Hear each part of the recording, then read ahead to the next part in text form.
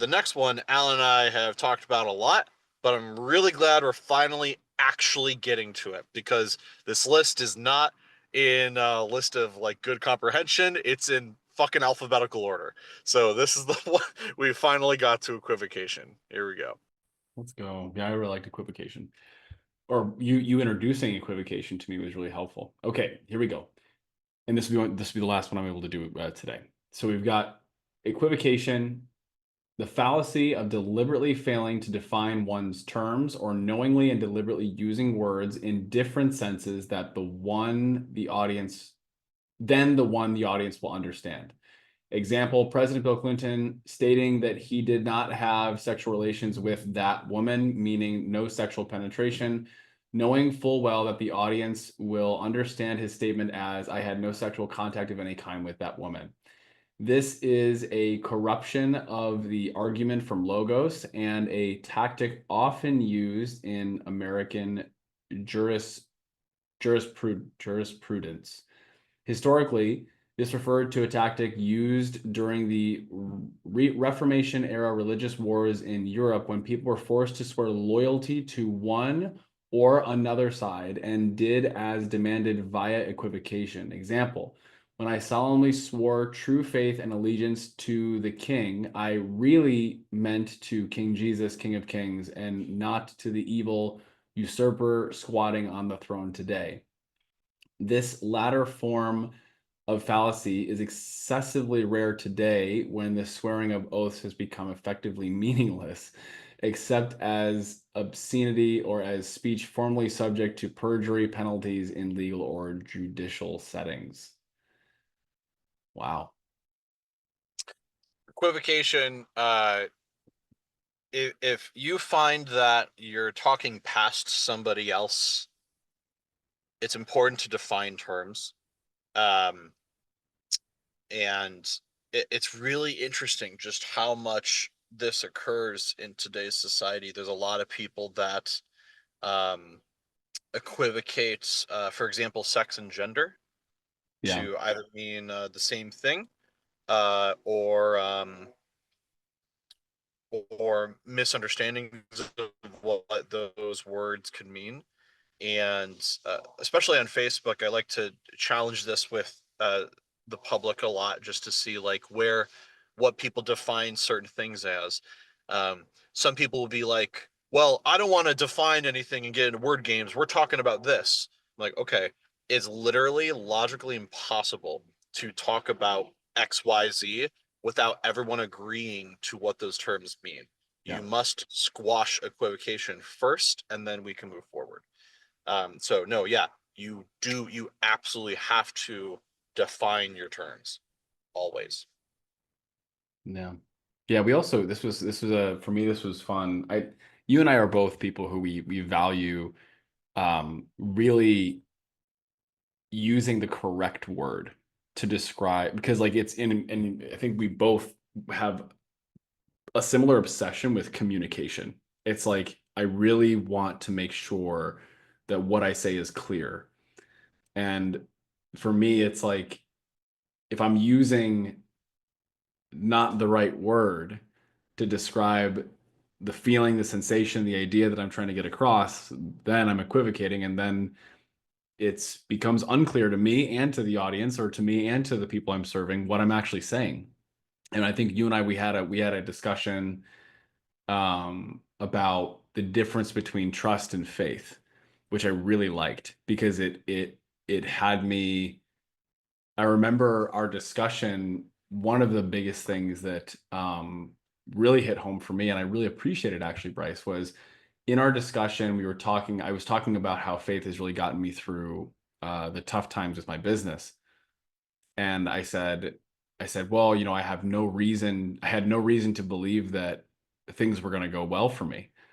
And you challenged me, and you're like, no, Alan, you've been doing this for a long time. You've been going about this process. And we looked up the definitions of faith and trust, and what we landed on was something to the effect of, it was like faith is believing something without any reason to believe it, and then trust is believing in something with reasonable.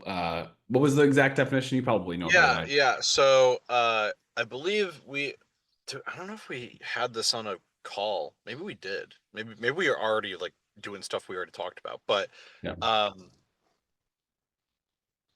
anyways, uh so the colloquial understanding of what faith means is believing with and without reason, where trust is believing with reason. Yes. So that means that faith has trust, but also something extra. And it's fascinating that the extra part of it is the opposite of trust. Believing with reason versus without reason. Um, and I'll take it even a step further. People who really pride themselves in faith will defend their position against reason to the contrary. Yeah. So that takes it even further. So if we're not equivocating, um, and we're separating faith from trust, what's left over is faith is belief in something without reason and defended against all reason to the. Yeah. And so for me, what that really helped me in my life at the time, because you and I were talking, and I said, um, I've faith is what's gotten me through this business and through this period of time. And you had made me aware of both definitions, and then you said, "No, Alan, you've not been doing this without reason to believe it would work. You've been doing it with reason." And I went from in a snap second, I went from I realized, I think I told this to you, and I'll share it again here because I don't think this was recorded. I think this happened separate. This happened in a separate conversation, a phone call conversation that we were taking off to the side. Was I realized that I had been walking around believing that I was stupid and believing that I had no idea what I was doing, effectively rendering myself incapable of validating my own ability to create like strong conclusions based off of facts and evidence. And when you were like, "No, Alan, but you do have reason to do this, and here's why," I was like, "Oh, I've not been working on faith. I've been working on trust." Trust in myself, trust in my past actions, trust in my capabilities, trust in the world and the way it responds. And it completely changed my ability to evaluate um, my day-to-day actions from a place of control and like an internal locus of control versus an external locus of control. And for those who don't know what that is, a locus of control is where what we believe is in control of our life circumstances. An internal locus of control is defined as somebody, you look at yourself as, I have control over this, I have responsibility. External locus of control is the world has control, the world has responsibility. And so if to be able to make changes in life, it's really important to be able to operate from an internal locus of control so that we can be able to make changes. And up until that point, Bryce, I was operating from a strong external locus of control without even knowing it. And so it was this, to me, equivocation, I hold it really close to my heart now, because that one little difference between faith and trust completely changed the way that I was able to go about my life on a daily basis, which is now allowing me to be growing my relationship with commitment, which is a huge thing that I'm about, is being as committed as being 100% committed to anything that you do. So equivocation for me is a big one. For the same reason that we really enjoy swear words. If you say a swear word around a kid, they will immediately pick up on it.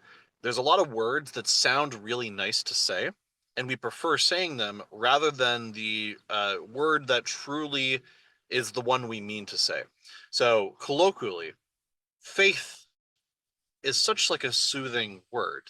Um, and so I think a lot of people like to use faith instead of trust. And if you're speaking colloquially, like if I want to say I have faith in humanity, you know what I mean? Like, you know what? Fuck it. Sure. What I really mean is I have trust in humanity, right? Um, so that's what I would say. Um, what was another one? Oh my gosh, there's so many examples of this. when people say, "Oh, I saw that thing on TV today on a commercial. What is the oh, isn't that ironic?" And it's like, no, irony is not the same as coincidence. Irony is the opposite. It's if you saw a commercial for McDonald's and now you're at Burger King, you could say that's ironic. But you being at McDonald's and seeing a commercial at McDonald's is not irony, it's a coincidence. Holy fuck. Just because it's fun to say the word ironic doesn't mean you can change the definition of it to have it mean whatever the fuck you want it to mean. But no, yeah, equivocation is huge. It's just fucking everywhere, man. I think colloquially speaking, it's fine to use it sometimes, especially when a lot of people understand it to mean something else. But if you're really getting down to the nitty gritty of a specific topic, it's very important to define terms. Hopefully my connection wasn't that bad and you can hear all that. No, could hear you perfectly. The video at some points was choppy, but audio wise, could hear it all the way through. That's good. That's all the time that I have today. Any other things you want to share? We're all good. That was a fun one, and I'll see you next week. Yeah, see you next week. Love you. Appreciate you, my friend. Love you, appreciate you.